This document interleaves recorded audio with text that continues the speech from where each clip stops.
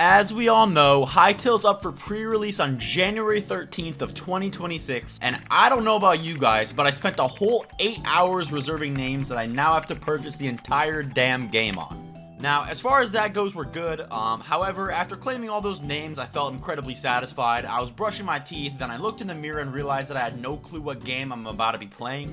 So, I asked some close friends for deeper info with no avail. I asked ChatGPT with no avail.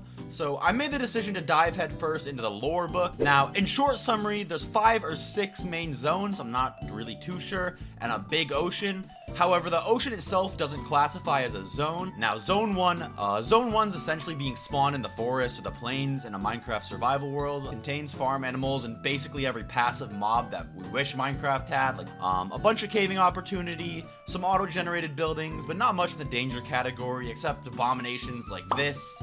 I've seen fan theories saying that each zone represents some sort of element. I'm not sure how true this is, and people calling this like the Earth Zone. However, I haven't done much digging to find out if this is actually a part of the lore or just like a silly connection fans made. Zone 2 is a little step up from Zone 1, except if you traveled from Sweden to the Sahara. Zone 2 is home to slightly more hostile mobs, which I don't even blame them for, because if I had to live in a desert wasteland with no water my entire lifespan, I'd be pretty pissed too. Zone 2 is home to like sentient cactuses, canyons, crazy ass desert temples, rare vegetation. Zone 2 is comparable to like the desert in Minecraft if it like hit a line or two before dropping, I guess. Not sure how else to put it, and I guess it represents the wind element or something like that. Now, Zone 3 is where it gets a little more serious, like actually difficult. By now, you should have developed defense strategies against the hostile mobs and maybe alliances with the passive ones. I'm not really too tapped into the lore there. Now, these will all be ice or snow related mobs, as nothing is surviving these frigid temperatures. During your time here, you'll hopefully encounter friendlier mobs like bison, mice, and rams, woodpeckers, but if if God isn't on your side, you might stumble across a yeti or an ice dragon or two.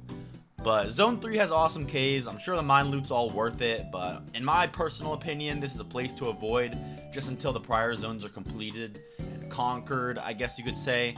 I'm not too sure. Zone 4. Now, Zone 4, if you utilize your balls of steel to conquer the Zone 3, you get the ultimate reward of going to hell. Zone 4 is essentially the Hytale version of the Nether, and, anyone with Minecraft knowledge knows the Nether isn't all that. It's just a big, big lava pit with a couple iffy biomes, but Zone 4 is essentially a big volcanic nightmare with a bunch of prehistoric creatures. I'm not sure why they went this route, but they did.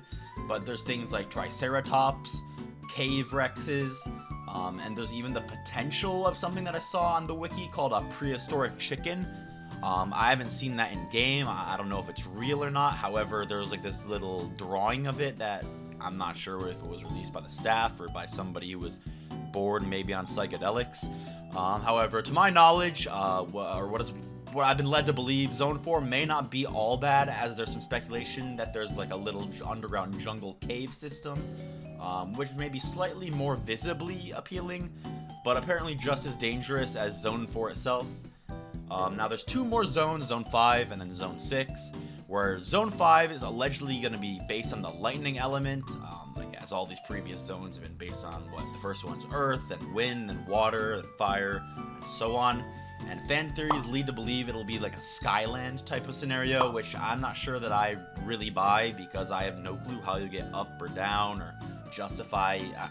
I don't really get it. I don't really get how the giant latitude change would happen, but that's what everybody's saying, and it'll be based on lightning, so maybe it'll be a big Skyland where you get struck by lightning all the time. I'm not too sure about that, but nobody else is. So, well, we'll just see as the updates come out.